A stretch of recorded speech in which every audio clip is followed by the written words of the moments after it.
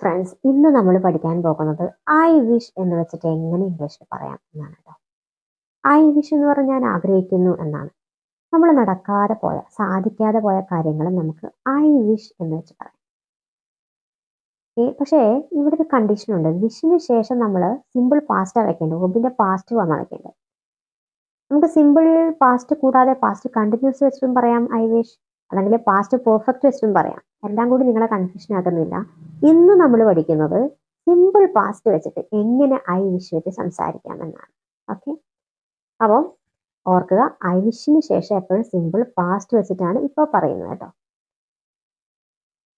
ഞാൻ ആഗ്രഹിക്കുന്നു, എനിക്ക് ഹിന്ദി സംസാരിക്കാൻ കഴിഞ്ഞെങ്കിലെന്ന് ഞാൻ ആഗ്രഹിക്കുന്നു. കഴിയില്ല, അതൊരു സാധിക്കാതെ പോയതാ, എനിക്ക് സാധിക്കാതെ പോയൊരാഗ്രഹമാണ്. ഇങ്ങനെ പറയും, I wish I spoke Hindi. I wish I spoke Hindi. ഞാൻ ആഗ്രഹിക്കുന്നു, എനിക്ക് ഹിന്ദി സംസാരിക്കാൻ കഴിഞ്ഞെങ്കിലെന്ന്. ഞാൻ ആഗ്രഹിക്കുന്നു, എനിക്ക് സ്പാനിഷ് ഫ്ലുവൻ്റ് ആയിട്ട് സംസാരിക്കാൻ കഴിഞ്ഞെങ്കിലെന്ന് ഞാൻ ആഗ്രഹിക്കുന്നു. എനിക്ക് സാധിക്കില്ല, എനിക്ക് കഴിയില്ല. അതെങ്ങനെ പറയും?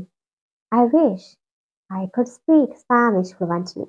I wish I could speak Spanish fluently എന്ന് പറയാം. ഞാൻ ആഗ്രഹിക്കുന്നു, എനിക്കൊരു ലാപ്ടോപ്പ് ഉണ്ടായിരുന്നെങ്കിലെന്ന്. ഇത് സാധിക്കാത്ത കാര്യം, എനിക്ക് പണമില്ല.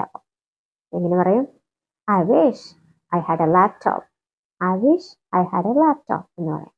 ഓക്കെ, ദെൻ ഞാൻ ആഗ്രഹിക്കുന്നു, നീ എൻ്റെ അടുത്ത് ഉണ്ടായിരുന്നെങ്കിലെന്ന്. പക്ഷെ നിനക്ക് സാധിക്കില്ല. ഇപ്പം I wish you are here with me. I wish you are here with me.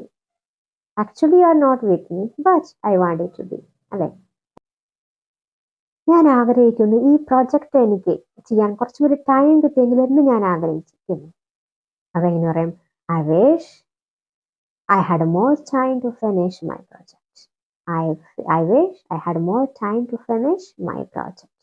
Okay, then. So, that's all for today. Thank you so much.